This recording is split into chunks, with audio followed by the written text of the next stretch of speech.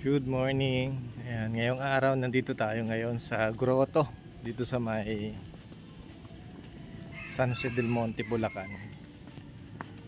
So nagpasyal-pasyal tayo, yung pwede nating magalaan ngayong Holy Week. So napakaganda pala dito. Ayan. Wow. Ayan, ang ganda ng lugar dito. This way to Holy Spring Water. Ganda. Yan. Ganda ng lugar, guys. So first time ko makapunta dito. Bali nakikita ko na lagi ito. Tapos ngayon lang ako nakapasok dito. Dati nakakita ko lang yung harapan. So mamaya dadaan tayo dun sa may harap, sa may pinagparkingan ko. Ganda. Yan. Napakatahimik. Parang last time nung pumunta rin kami sa ayun, Regina Rica sa Tanay. Ito naman yung grotto dito sa San Jose del Monte, Bulacan. So mamaya iikot pa tayo dun sa may pinakandulo, sa may banda-banda dun. So ito may picnic area din pala. May picnic area, pwedeng magdala ng mga pagkain dito. Pwedeng magpahinga sa loob.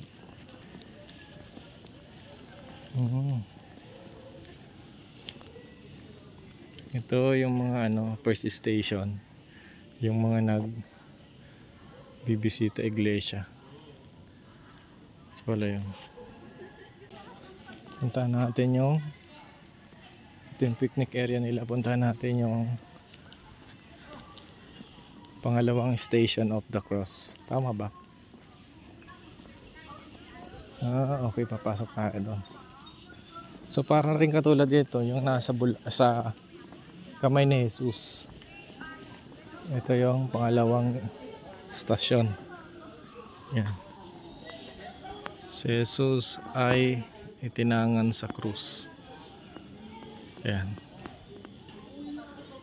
So dito talaga yung puntahan ng mga nagbibisita iglesia. Yan. So mamaya dadaan tayo dyan. So kumpletuhin muna natin yung Station of the Cross. Ito ata yung pangatlong stasyon. Yan, napakalawak pala na ito. So first time kong makapasok dito. Nakikita ko siya sa tabing kalsada, pero dito is ngayon pa lang ako makakapasok. So ito yung pangatlong stasyon. Si Jesus ay naparapa sa bigat ng krus. Yan yung pangatlong stasyon na to.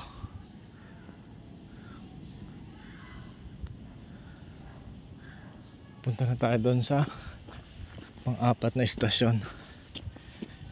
Grabe, ang ganda pala dito, guys. Buti lang pumunta ako. Kahit medyo masama po yung panahon, medyo umaambon kanina pagbiyahe namin, tumuloy pa rin tayo para mapasok natin itong kabuuan ng grotto. Ito na yung pang-apat na istasyon. Nasa lubong ni Jesus ang nalulumbay niyang ina. Yan. Yan yung pang-apat na istasyon. Okay, doon na tayo sa pang-lima. Lawak, grabe. Pang-ilan na ba to?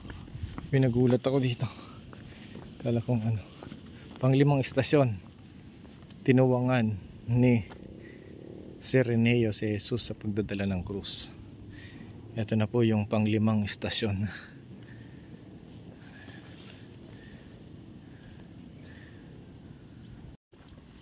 So ito, patuloy tayo. Punta na tayo sa ka-anim na istasyon. Dito naman po ay safe yung lugar, kasi pagpasok mo na may gwardiya. Yan, 10 piso lang yung entrance. Kasama na yung motor. Ito yung pang-anim na istasyon. Pinahiran ni Veronica ang mahal na mukha ni Jesus. Yan, pang-anim na istasyon.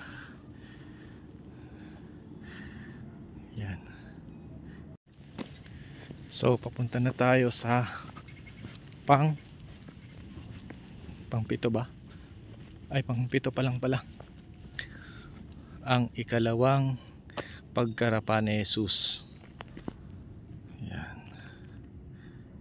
Grabe talaga yung paghihirap ni Jesus sa atin para tubusin lang tayo sa ating mga kasalanan. Kaya huwag tayo makakalimot palagi.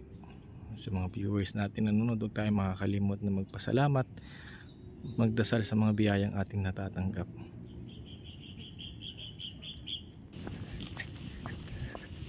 So ibig sabihin, iikot pa pala talaga tayo. Napakalawak talaga ng lugar. So ito, pangwalong istasyon. Yan, inaliw ni Jesus ang mga babaeng taga Jerusalem. Yan. So napakalawak talaga ng lugar na ito. Nandito po yan sa mga nanonood ngayon. Dito po ito sa grotto, dito sa may San Jose del Monte, Bulacan. Yan. Doon ata yung papunta sa 9 station. Tara, doon na tayo sa Pac 9. So siguro pag mag-isa lang kayo, parang medyo maninibago kayo dahil sa sobrang lawak ng lugar. At isa pa nga, medyo magubat o mapuno. Marami siyang puno pero cover naman siya kasi napapalibutan siya ng mga pader. Pero siguro mas maganda kung may kasama kayo para hindi na rin masyadong mag-aalala, dahil pag mag-isa lang medyo napakatahimik talaga ng lugar. So dito tayo sa pang siyam na istasyon ng ikatlong pagkadapa ni Jesus. Yan. Dito na tayo sa ikasyam na pagkadapa ni Jesus. Napakalawak talaga po mga kababayan ng lugar at napaka tahimik talaga. So tara sa pang-sampo. So papunta na tayo sa pang-sampung istasyon. Yan, bagay na bagay talaga pala ito doon sa mga bibisita iglesia.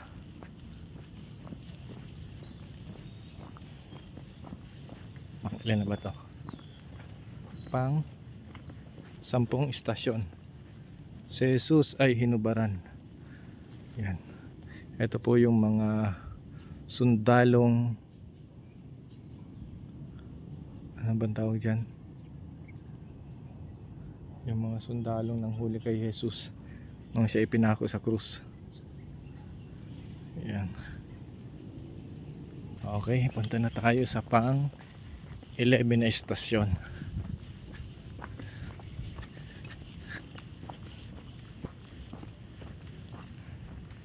Ito na. 11 na istasyon, si Jesus ay ipinako sa krus. Yan. Pinako na siya sa krus ng mga sundalong, ano ang tawag dyan?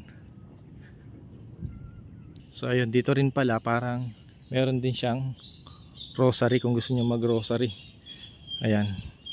So ito kada ano siguro to, kada tapos ng 10 abagin ng Maria, kasi yung mga bilog na yan 1, 2, 3, 4, 5, 6, 7, 8, 9, 10, yan yung pinakang mga beads ng rosary.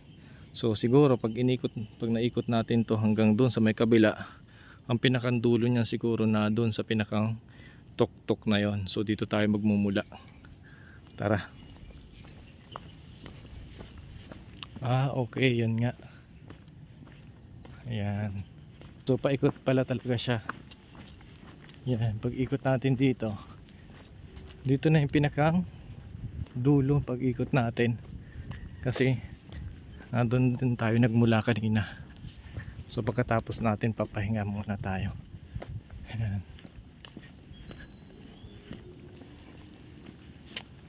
Yan.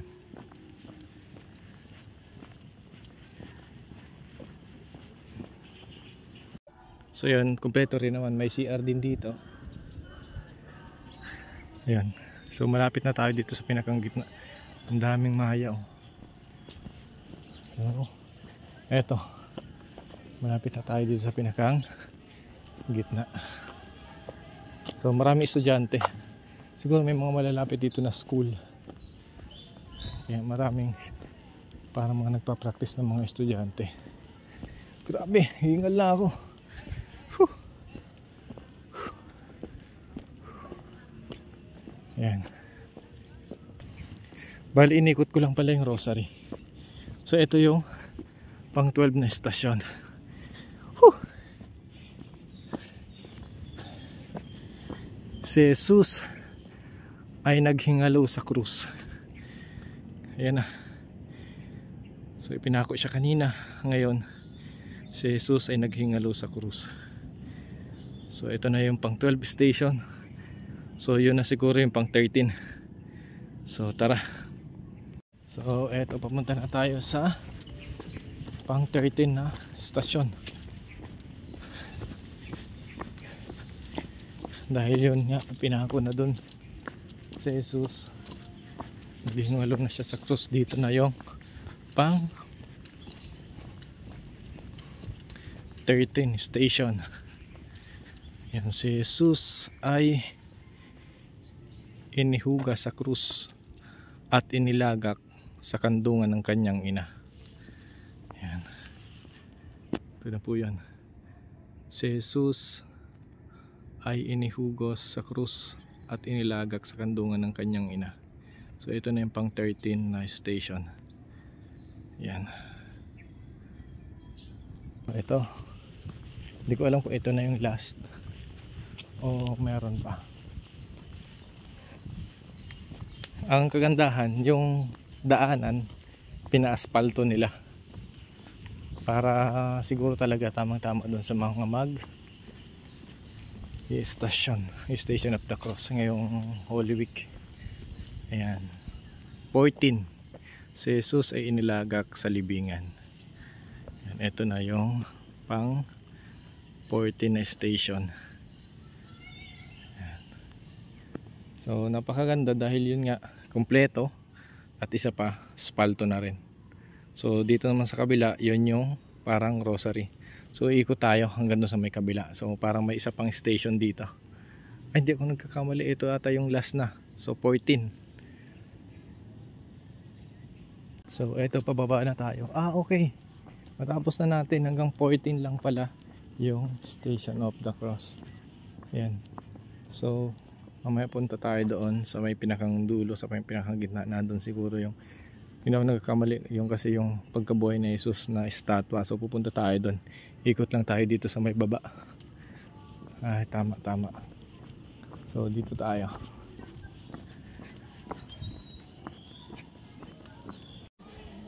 So ayun guys, natapos na natin yung Station of the Cross. Pupunta na tayo doon sa may harapan. So tara.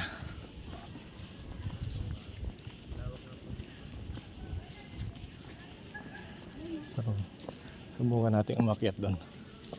Saan yung lalabas?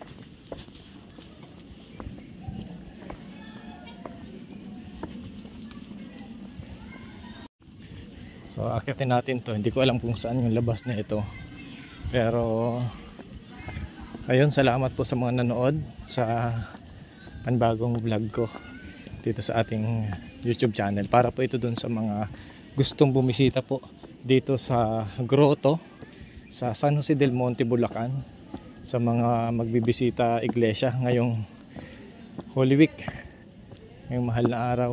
Kumpleto po at napakalinis ng lugar. Tsaka nilinis talaga nila. Malawak nga lang talaga, malayo yung pagitan, pero sulit naman. So hindi ko alam kung saan yung okay, palabas na to. So yan, bago pa matapos sa ating video, ito pala yung pinakang harap. Yan yung entrance. Nandyan yung pinakang highway bago pumasok dito. At ito yung harapan ng simbahan. So tara, ipasok ko muna kayo, papasyal ko muna kayo para makita nyo. Ito yung labas.